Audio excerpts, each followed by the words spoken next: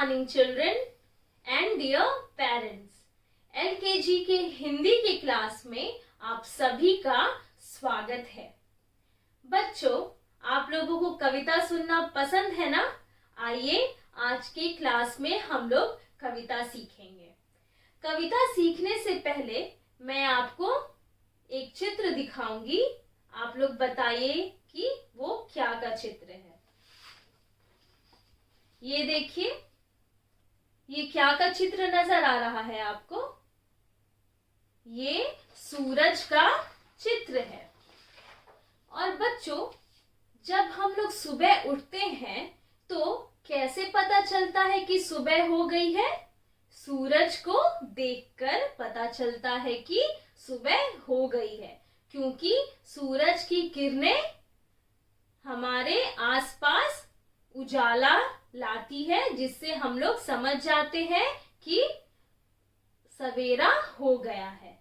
और जब शाम आती है, जब शाम हो जाती है और शाम के बाद जब रात आती है, तो क्या निकलता है रात में? आसमान में जब हम लोग देखते हैं तो क्या क्या नजर आता है? तारे नजर आते हैं और चांद नजर आता है। बहुत अच्छे। ये देखिए, ये क्या है? चांद है ना? और चांद कब नजर आता है? रात में नजर आता है।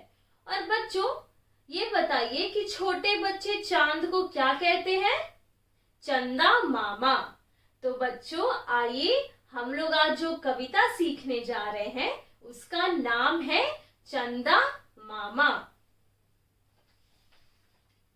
चंदा मामा कविता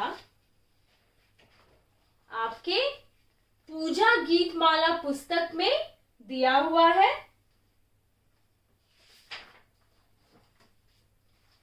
चंदा मामा कविता संख्या है 2। यहाँ पर ये कविता लिखी हुई है। आप यहाँ से इस कविता को अच्छे से सीख सकते हैं।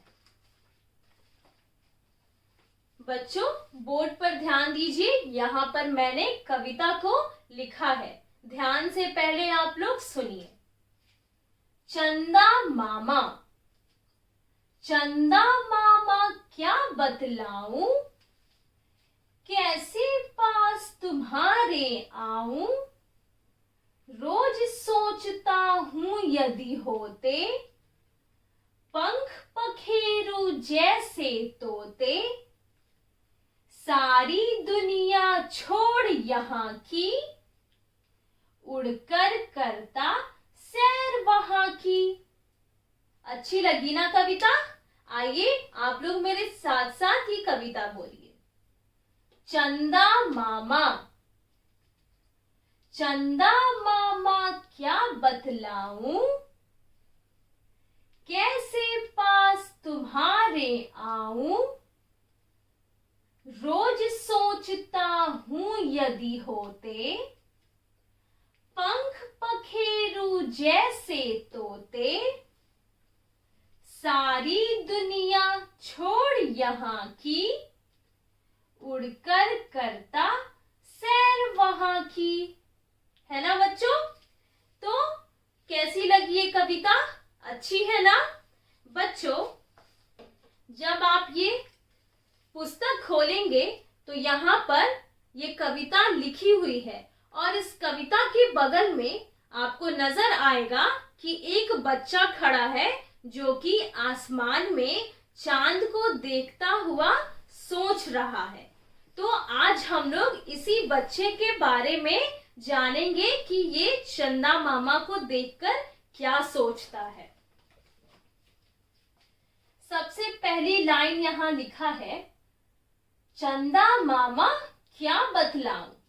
वो जो छोटा बच्चा है वो ऊपर आसमान में चांद को देखकर पूछता है कि चंदा मामा मैं क्या बतलाऊं, मैं कैसे कहूं आपसे, कैसे पास तुम्हारे आऊं। वो बहुत ही दुविधा में है। चंदा मामा को देखकर उनसे पूछता है कि चंदा मामा बताइए कि मैं कैसे आपके पास आऊं। रोज सोचता हूं यदि होते पंख पखेरु जैसे तोते। तो तो बच्चों आगे की पंक्ति में ये बच्चा कह रहा है चंदा मामा से कि चंदा मामा, मैं रोज सोचता हूँ कि काश मेरे पास तोता की तरह पंख होते तो मैं उड़कर आपके पास चले आता। बच्चों तोता आप लोगों ने देखा है? ये देखिए, ये क्या का चित्र है? एक तोता का चित्र है जो अपने पंखों को फैलाकर उड़ रहा है। तो अगर हमारे पास पंख आ जाए तो हम लोग भी उड़ने लगेंगे ना।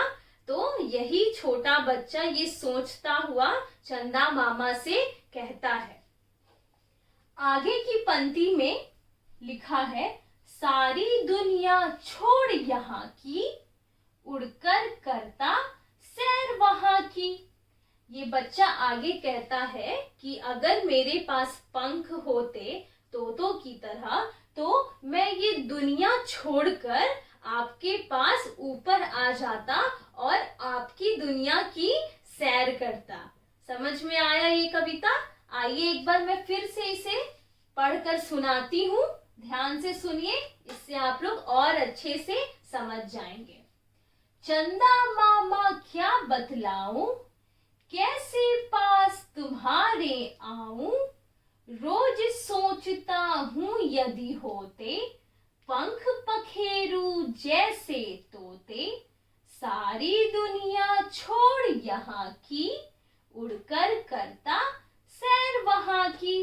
इसे मैं फिर से समझाती हूँ कि एक छोटा सा बच्चा है और वो ऊपर आसमान में चंदा मामा से कहता है कि चंदा मामा, मैं रोज सोचता हूँ कि काश मेरे पास भी तोता की तरह पंख होते तो मैं उड़कर इस दुनिया को छोड़कर ऊपर आपके पास आता और आपकी दुनिया की सैर करता। तो बच्चों अच्छी लगी ना ये कविता? आइए अब इसे हम एक्शन के साथ, हाव भाव के साथ सीखेंगे।